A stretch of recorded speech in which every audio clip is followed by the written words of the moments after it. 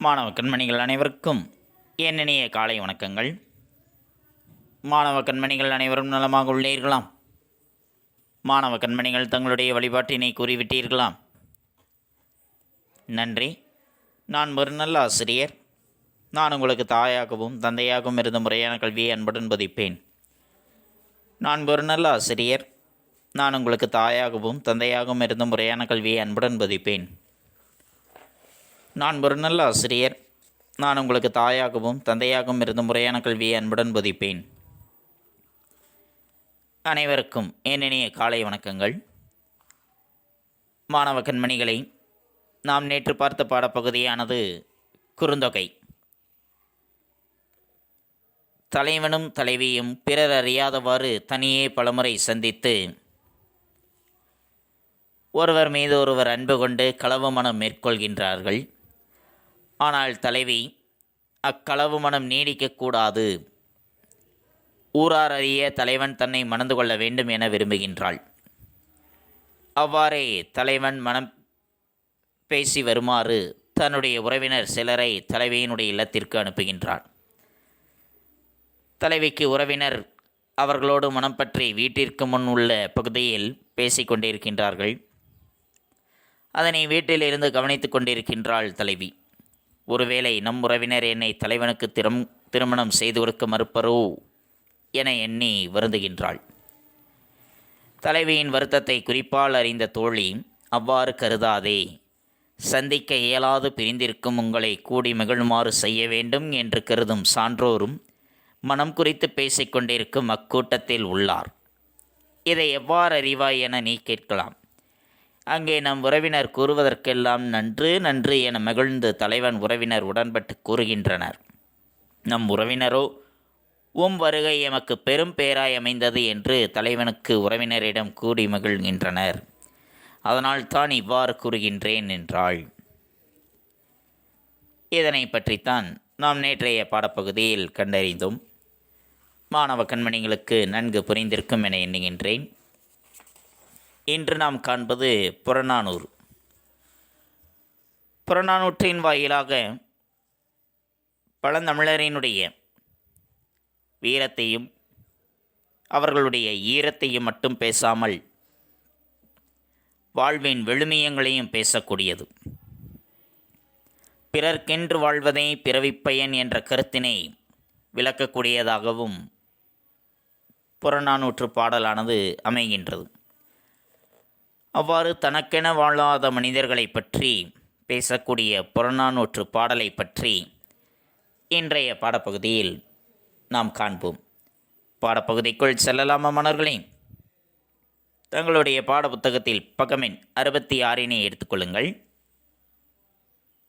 எடுத்துக்கொண்டீர்களா? நன்றி. புறநானூறு. புறநானூறு என்ற பெயர் புறம் கூட்டல் நானூறு என்று பிரியும்.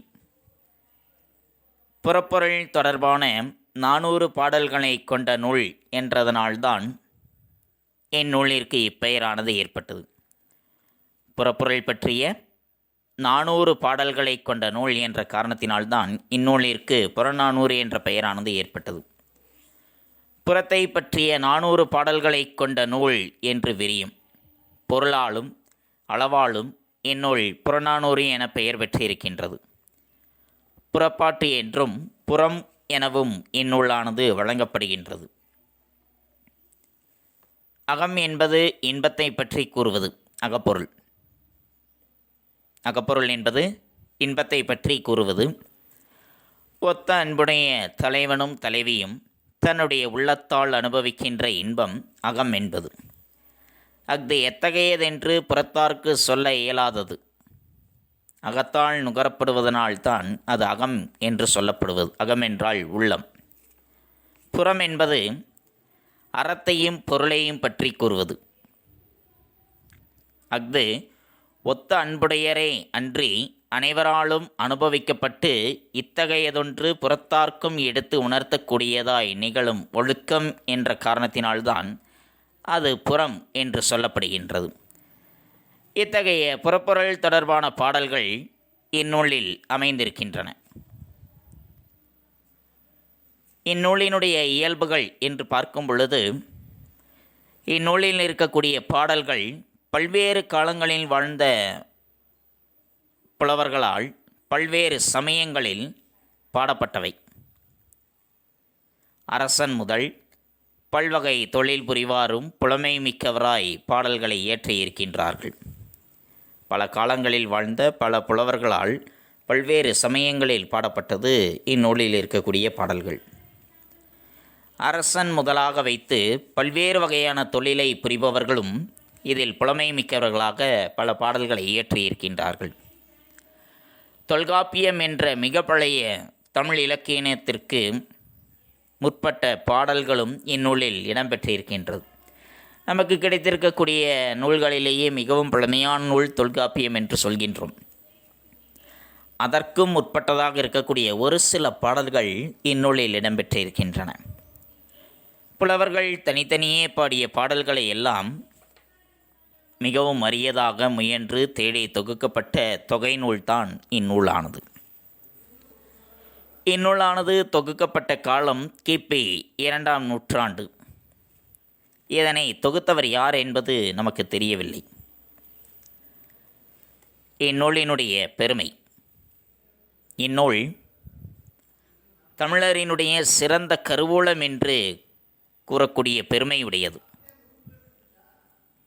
தமிழரினுடைய கருவூலம் என்று கூறக்கூடிய பெருமை மிக்கது புறநானூறானது. பண்டைய கால தமிழ் மக்களுடைய உயர்ந்த நாகரிகம், அரசியல், போர்த்திறம், சமுதாய பண்பாடு, பழக்க வழக்கங்கள் ஆகியவற்றை நாம் அறிந்து கொள்வதற்கு பேருதவி புரிவது இந்நூல்தான். யாரை பற்றி அறிந்து கொள்வதற்கு? பண்டைய கால தமிழ் மக்களினுடைய நாகரிகம், அரசியல், போர்த்திறம், சமுதாய பண்பாடு, அவர்களுடைய பழக்க வழக்கங்கள் இவற்றை நாம் அறிந்து கொள்வதற்கு பேருதவியாக இருப்பது புறநானூறானது.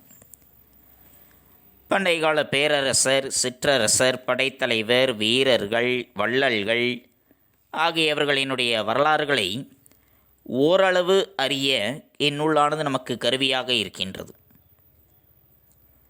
ஆதலால் இந்நூல் வரலாற்று ஆராய்ச்சிக்கு பெருந்துணை புரியக்கூடியது. வரலாற்றை பற்றி, நம்முடைய வரலாற்றை பற்றி ஆராய்வதற்கு பெருந்துணையாக இருப்பது இந்நூலானது. பல புலவர்களால் இந்நூலில் இருக்கக்கூடிய பாடல்கள் மேற்கோள்களாக எடுத்தாளப்பட்டிருக்கின்றன. ஜியு போப் என்ற மேலை நாட்டு அறிஞர் இந்நூலினுடைய பாடல்கள் சிலவற்றை ஆங்கிலத்தில் மொழிபெயர்த்திருக்கின்றார். சங்க இலக்கியங்களாக இருக்கக்கூடிய 10 பாட்டு 8 தொகை என்ற 14 மேற்கணக்கு நூல்களுள் புறநானூறு என்பது 8 தொகையை சார்ந்தது. இப்பாடலை எழுதியவர், நமக்கு வந்திருக்கக்கூடிய பாடலை எழுதியவர் கடலுள் மாய்ந்த இளம் பெருவழுதி என்பவர். வழுதி என்ற பெயரால் இவர் பாண்டிய குலத்தவர் என்று அறிய முடிகின்றது. வழுதி என்ற பெயரானது பாண்டியர்களினுடைய பெயராக இருக்கின்றது. பாண்டியர்களினுடைய மரபில் பெரும் வழுதி என்ற பெயர் கொண்டோர் பலர் இருக்கின்றார்கள். அதனால் இளமையிலேயே பேரறிவினால் பெருமை பெற்றவர் என்பது தோன்ற இளம் பெருவழுதி என்ற பெயரானது இவருக்கு ஏற்பட்டிருக்கின்றது. இளமையிலேயே பேரறிவினால் பெருமை பெற்றவர் என்பதனால் தான் இளம் பெருவழுதி என்ற பெயரானது இவருக்கு ஏற்பட்டது. கடல் போரில் இவர் இறந்திருக்க வேண்டும். ஆதலால் இவர் பிற்காலத்தவரால் கடலுள் மாய்ந்த இளம் பெருவழுதி என்று வழங்கப்படுகின்றார். இவர் அரசராய் நாடாண்ட வரலாறு எதுவும் நமக்கு கிடைக்கப்பெறவில்லை. இவர் புலவர். பரிபாடலில் இவர் சோலைமலை திருமாலை பாடியிருந்ததனால் வைணவ சமயத்தவராய் இருந்திருக்கலாம் என்றும் சொல்லப்படுகின்றது. இவருடைய பாடல்கள் புறநானூற்றில் ஒன்றும் பரிபாடலில் ஒன்றுமாக இடம்பெற்றிருக்கின்றது. பேராசிரியர் ஜார்ஜ் எல் ஹார்ட் என்பவரால் புறநானூறு த 400 Songs of War and Wisdom, an anthology of poems from classical Tamil, த புறநானூறு என்ற தலைப்பில் ஆங்கிலத்தில் மொழிபெயர்க்கப்பட்டிருக்கின்றது. அதேபோன்று ஜியு போப் அவர்கள் புறநானூற்றினுடைய சிலவற்றை எக்ஸ்ட்ராக்ட்ஸ் ஃப்ரம் புறநானூறு அண்டு புறப்பொருள் வெண்பா மாலை என்னும் தலைப்பில் ஆங்கிலத்தில் அதனை மொழிபெயர்த்திருக்கின்றார். சுவடிகளில் எழுதி பயன்படுத்தப்பட்டு அழிந்து போகும் நிலையில் இருந்த புறநானூற்றின் பல சுவடிகளை ஒப்பிட்டு ஆராய்ந்து அதனை மற்றவர்கள் பயன்பெறும் வகையில் உவே சாமிநாதர் அவர்கள், தமிழ் தாத்தா என்றழைக்கப்படுகின்ற உவே சாமிநாதர் அவர்கள் 1894ஆம் ஆண்டு முதலாக புறநானூற்றை அச்சில் பதிப்பித்து வெளியிட்டார். இது இந்த நூலை பற்றிய குறிப்புகளானது. நன்றி. புறநானூறு தமிழரின் வாழ்வியல் கருவூலமான புறநானூறு வீரத்தையும் ஈரத்தையும் மட்டும் பேசாமல் வாழ்வின் விழுமியங்களையும் பேசுகின்றது. தமிழர்களினுடைய வாழ்வியல் கருவூலமாக கருதப்படுகின்றது புறநானூறானது.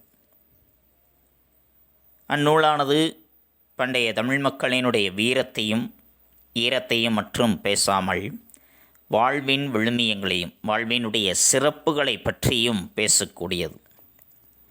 எத்தகைய சிறந்ததொரு வாழ்க்கையை வாழ வேண்டும் என்பதை பற்றியும் சொல்லக்கூடியது புறநானூறானது. பிறர்க்கென்று வாழ்வதை பிறவிப்பயன் என்ற கருத்தினை விளக்கும் இப்பாடல் தனக்கென வாழா மனிதர்களை பற்றி பேசுகின்றது. பிறர்க்கென்று மற்றவர்களுக்காக வாழ்வதுதான் தன்னுடைய பிறவியினுடைய பயன் என்ற கருத்தினை விளக்கக்கூடிய இந்த பாடலானது தனக்கென்று வாழாமல் பிறர்க்கென்று வாழக்கூடிய மனிதர்களை பற்றி குறிப்பிடக்கூடியது இப்பாடலானது. உண்டாள் அம்மை இவ்வுலகம் இந்திரர் அமிழ்தம் இயைவது ஆயினும் இனிது என தமியர் உண்டலும் இலரே முனிவிலர் துஞ்சலும் இலர் பிறர் அஞ்சுவது அஞ்சி புகழெனின் உயிருங்கொடுக்குவர் பழியனின் உலகுடன் பெரினும் கொள்ளலர் அயர்விலர் அன்னமாட்சி அணையராகி தமக்கென முயலா நோன்தாள் பிறர்க்கென முயலுனர் உண்மையானே. உண்டாளம்மை இவ்வுலகம் இந்திரர் அமிழ்தம் ஏய்வது ஆயினும் இனிது என தமியர் உண்டலும் இலரை முனிவிலர் துஞ்சலும் இலர் பிறர் அஞ்சுவது அஞ்சி புகழின் உயிருங்கொடுக்குவர் பழியனின் உலகுடன் பெரினும் கொள்ளலர் அயர்விலர் அன்னமாட்சி அணையராகி தமக்கென முயலா நோன்தாள் பிறர்க்கென முயலுனர் உண்மையானே. இது மனப்பாட பாடலானது. மீண்டும் ஒருமுறை. உண்டாளம்மை இவ்வுலகம் இந்திரர் அமிழ்தம் ஏய்வது ஆயினும் இனிது என தமியர் உண்டலும் இலரை முனிவிலர் துஞ்சலும் இலர் பிறர் அஞ்சுவது அஞ்சி புகழினின் உயிருங்கொடுக்குவர் பழியனின் உலகுடன் பெரினும் கொள்ளலர் அயர்விலர் அன்னமாட்சி அணையராகி தமக்கென முயலா நோன்தாள் பிறர்க்கென முயலுனர் உண்மையானே. பாடல் புரிந்ததா மணர்களே? இந்த பாடலானது பொதுவியல் திணையில் இடம்பெற்றுள்ளது. பொதுவியல் திணை என்பது வெட்சி முதல் பாடான் வரை உள்ள திணைகளில் கூறப்படாத செய்திகளையும் பிற பொதுவான செய்திகளையும் தொகுத்து கூறுவது பொதுவியல் திணை என்பது. இதனுடைய துறை பொருண்மொழி காஞ்சித்துறை என்பது. பொருண்மொழி காஞ்சித்துறை என்பது மக்களுக்கு நலம் செய்கின்ற வாழ்வியல் நெறிகளை எடுத்து கூறுவது பொருண்மொழி காஞ்சித்துறை என்பது. துறை என்பது மக்களும் விலங்கும் சென்று நீர் உண்ணும் துறை போல பல வகைப்பட்ட பொருள்களும் ஒரு வகைப்பட்டு செல்வதற்குரிய வழியாகும். மக்கள் வாழ்க்கைக்குரிய நெறி என்று சுருக்கமாய் கூறலாம் அதனை. திணை என்பது ஆறு போன்றது. துறை ஆற்றில் மக்கள் இறங்கக்கூடிய துறையை போன்றது. திணையினுடைய உட்பிரிவு தான் துறை என்பது.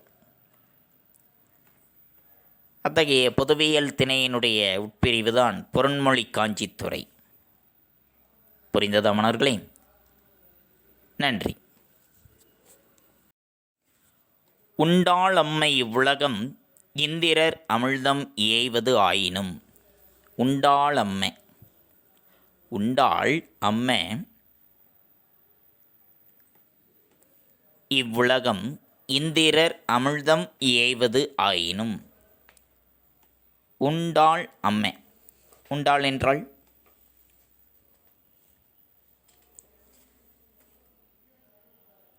உண்பது. உண்பது. உண்டாள் என்பது உண்பது. இவ்வுலகம், இந்த உலகத்தில் இந்திரர் அமிழ்தம் ஏய்வது ஆயினும், இந்திரரினுடைய அமிழ்தம் தேவருக்கு உரியதாக இருக்கக்கூடிய தேவாமிர்தமானது, தேவர்களுக்கே உரியதாக இருக்கக்கூடிய தேவாமிர்தமானது இயைவது ஆயினும், தனக்கு கிடைப்பதாக இருந்தாலும் சரி, தேவர்களுக்குரிய அமிழ்தமானது தமக்கு கிடைக்கின்றது என்றால், தெய்வத்தினாலோ அல்லது தவத்தினாலோ நமக்கு சேர்கின்றது என்றால், இனிது என, அது மிகவும் இனிமையானது என்று நினைத்து தமியர் உண்டலும் இலர். இது இனிமையானது என்று நினைத்து தனித்து உண்ணமாட்டார்கள். தேவர்களுக்கே உரிய தேவாமிர்தமானது தெய்வத்தினாலோ அல்லது தன்னுடைய தவத்தினாலோ அவர்களுக்கு கிடைத்தாலும் சரி, இது மிகவும் இனிமையானது என்று நினைத்து தனித்து அவர்கள் உண்ணமாட்டார்கள். முனிவு இலர். முனிவு இலர் என்பது வெறுப்பு. யார் மீதும் வெறுப்பு கொள்ள மாட்டார்கள். பிறர் அஞ்சுவது அஞ்சி, பிறர் அஞ்சுவது அஞ்சி, பிறர் அஞ்சத்தகுந்த துன்பத்திற்கு தானும் அஞ்சுவார்கள். துஞ்சலும் இலர். துஞ்சல் என்றால் சோம்பல். சோம்பல் இல்லாதவர்களாகவும் இருப்பார்கள். தேவர்களுக்கே உரிய தேவாமிர்தமே தனக்கு கிடைத்தாலும் சரி, அது மிகவும் இனிமையானது என்று நினைத்து தனித்து அவர்கள் உண்ணமாட்டார்கள். யார் மீதும் வெறுப்பு கொள்ள மாட்டார்கள். எவ்வித சோம்பலுமின்றி செயல்படுவார்கள். பிறர் அஞ்சக்கூடிய துன்பத்திற்கு தாமும் அஞ்சுவார்கள். மற்றவர்கள் ஏதேனும் ஒரு துன்பத்தை கண்டு பயப்படுகின்றார்கள் என்றால் இவர்களும் அதனை கண்டு பயப்படுவார்கள். புகழெனின் உயிருங்கொடுக்குவர். புகழ் கிடைக்கின்றதென்றால் அந்த புகழுக்காக தன்னுடைய உயிரையும் கொடுப்பதற்கு துணிவார்கள். பழியனின் உலகுடன் பெரினும் கொள்ளலர். அதே சமயத்தில் பழி கிடைப்பதாக இருந்தது என்றால், இந்த உலகமே தனக்கு கிடைத்தாலும் சரி, அதனை ஏற்றுக்கொள்ள மாட்டார்கள். புகழ் என்று வருகின்றது என்றால் அந்த புகழுக்காக தன்னுடைய உயிரையும் கொடுப்பதற்கு துணிந்தவர்கள். அதே சமயத்தில் இந்த ஒரு செயலை செய்து கொள்ளுங்கள், இந்த ஒரு பழிச்செயலை மற்றும் நீங்கள் ஏற்றுக்கொள்ளுங்கள், இந்த உலகத்தையே நான் உங்களுக்கு தந்து விடுகின்றேன் என்று சொன்னாலும் அதனை ஏற்றுக்கொள்ள மாட்டார்கள். அயர்விலர்.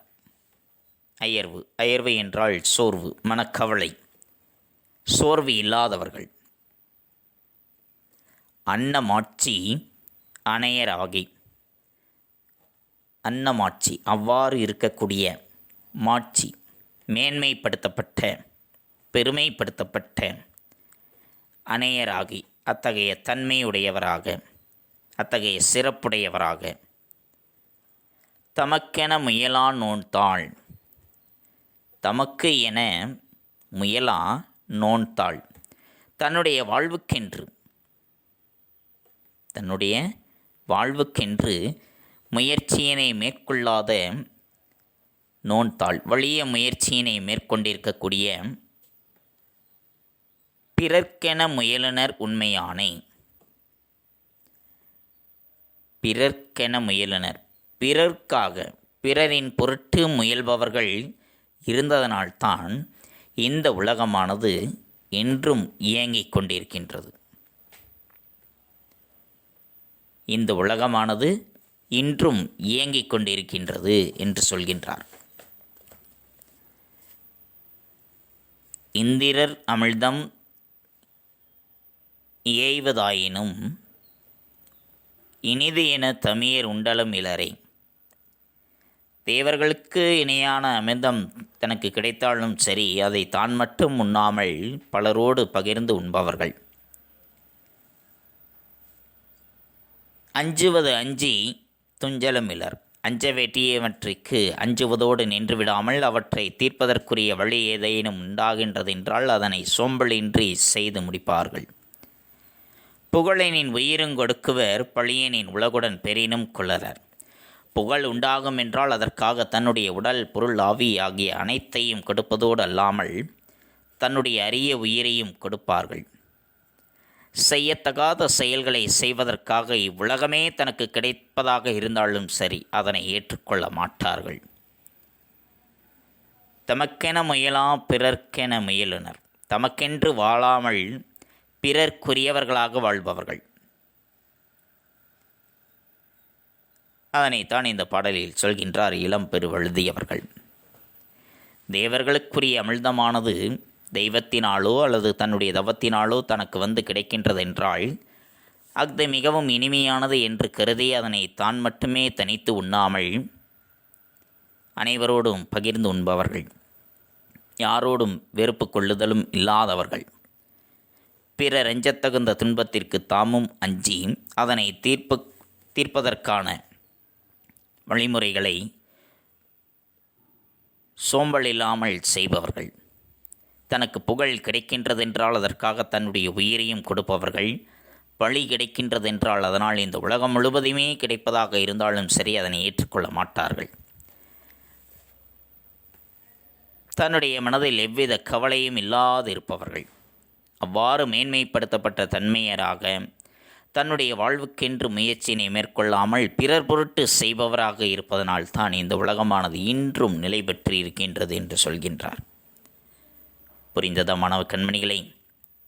தமக்கென்று வாழாமல் பிறர்க்கென்று வாழ்ந்தவர்கள்தான் நம்முடைய முன்னோர்கள். ஆனால் இன்று தான் தான் தான் என்று தனக்கு மட்டுமே வாழக்கூடியவர்களாக இருக்கின்றார்கள். தன்னலம் கருதி வாழ்பவர்களாக இருக்கின்றார்கள். பொதுநலம் என்பதை கருதாமல் தன்னலம் கருதி சுயநலத்தோடு வாழ்கின்றார்கள். தனக்கு மட்டும் இருந்தால் போதும், தான் மட்டும் உண்டால் போதும் என்று நினைப்பவர்களாக இருக்கின்றார்கள். தன்னலம் என்பதை கருதாமல் பொதுநலம் கருதி வாழ வேண்டும். அதைத்தான் இப்பாடலில் வலியுறுத்துகின்றார்கள். புரிந்ததா மாணவர்களே? நன்றி. மாணவ கண்மணிகளே, இதுகாரும் நாம் கண்டறிந்தது புறநானூற்று பாடலின் வாயிலாக பிறர்க்கென்று வாழ்வதே பிறவிப்பயன் என்ற கருத்தினை நாம் அறிந்து கொண்டோம். தமக்காக உழைக்காமல் பிறர்க்காக பெரிய முயற்சியுடன் உழைப்பவர்கள் இந்திரனுக்குரிய அமிழ்தமே கிடைத்தாலும் அது உயிர் காப்பது என்பதற்காக தனித்து உண்ண மாட்டார்கள். யாரையும் வெறுக்க மாட்டார்கள். சோம்பலின்றி செயல்படுவார்கள். பிறர் அஞ்சுவதற்கு தாமும் அஞ்சுவார்கள். புகழ் வருகின்றதென்றால் அதற்காக தன்னுடைய உயிரையும் கொடுப்பார்கள். உலகம் முழுவதும் கிடைப்பதாக இருந்தாலும் வழிவருகின்ற செயல்களை செய்ய மாட்டார்கள். எதற்கும் மனம் தளராது இருப்பவர்கள். இத்தகைய சிறப்புடையோர் இருப்பதனால்தான் இந்த உலகமானது இன்றும் இயங்கிக் கொண்டிருக்கின்றது. இதனை பற்றித்தான் இன்றைய பாடப்பகுதியில் நாம் கண்டறிந்தோம். மாணவ கண்மணிகளுக்கு நன்கு புரிந்திருக்கும் என எண்ணுகின்றேன். அடுத்து நாம் காண்பது பாடப்புத்தகம் படித்தல். பாடப்புத்தகம் படித்தல் பக்கம் எண் 66 மற்றும் 67. பக்கம் எண் 66 புறநானூறு என்பதில் ஆரம்பித்து பக்கம் எண் 67 நூல்வெளி வரைக்கும் மாணவ கண்மணிகள் பாடப்புத்தகம் படித்தலாக எடுத்துக்கொண்டு எழுந்து நின்று உறக்கப்படியுங்கள். தங்களுடைய படித்தல் பயிற்சியினை சற்று மேம்படுத்திக் கொள்ளுங்கள். அடுத்து நாம் காண்பது வீட்டுப்பாடம். வீட்டுப்பாடம் பக்கம் எண் 77. பக்கம் எண் 77 குருவினா. 4வது குருவினா. தமிழர்கள் புகழ் பழி ஆகியவற்றை எவ்வாறு ஏற்றதாக புறநானூறு கூறுகிறது என்ற வினாவும் பக்கம் எண் 78 சிறுவினா. 5வது சிறுவினா. புறநானூற்று பாடலின் கருத்திற்கு இணையான குரட்பாக்களை குறிப்பிடுக. இந்த 2 வினாக்கள் தான் வீட்டுப்பாடம். இதற்குரிய விடை தங்களுடைய கோனார் தமிழ் உரையில் பக்கம் எண் 79 இடம்பெற்றுள்ளது. பக்கம் எண் 79 தமிழர்கள் புகழ் பழி ஆகியவற்றை எவ்வாறு ஏற்றதாக புறநானூறு கூறுகிறது. தமிழர் புகழ் கிட்டுமாயின் தம் உயிரினையும் கொடுப்பர், பழி கிட்டுவதனால் அதனால் உலகம் முழுவதையும் பெறுவதாக இருந்தாலும் அதனை ஏற்றுக்கொள்ளாதவர்கள் என்று புறநானூறு கூறுகிறது. அடுத்து சிறுவினாவிற்குரிய விடை பக்கம் எண் 80 புறநானூற்று பாடலின் கருத்திற்கு இணையான குறட்பாக்களை குறிப்பிடுக என்பது. தம் வாழ்வினை பெரிதாய் கருதாமல் பிறர் நன்மையை நாடுபவர் பலர் இருத்தலினால்தான் இவ்வுலகம் இன்றும் இருக்கின்றது என்னும் புறநானூற்று கருத்திற்கு இணையான குறட்பா பண்புடையார் பட்டுண்டுலகம் மதுவின்றேல் மண்புக்கு மாய்வது மண் என்பதாகும். பிற நன்மையினை நாடுபவர் அஞ்ச வேண்டியவற்றிற்கு அஞ்சுவர், அது மட்டுமின்றி அவற்றை தீர்த்தற்கு வழி உண்டாகின் அதனையும் சோம்பலின்றி செய்வர். புறநானூற்றில் உள்ள இக்கருத்திற்கு இணையான குறட்பாம் அஞ்சுவது அஞ்சாமை பேதைமை, அஞ்சுவது அஞ்சல் அறிவார் தொழில் என்பதாகும். இந்த 2 வினாக்கள் தான் வீட்டுப்பாடம். இதில் குறுவினாவை எழுதி கொள்ளுங்கள், குறுவினா சிறுவினா இரண்டையும் படித்து கொள்ளுங்கள். எழுதுவது குறுவினா மட்டும், படிப்பது குறுவினாவும் சிறுவினாவும். தெளிவுற எழுதுங்கள், தெளிவுற படியுங்கள். தங்களுடைய படித்தல் பயிற்சியும் தங்களுடைய கையெழுத்து பயிற்சியும் சற்று மேம்படுத்திக் கொள்ளுங்கள். மீண்டும் அடுத்த பாட வேளையில் சந்திப்போம். நன்றி, வணக்கம்.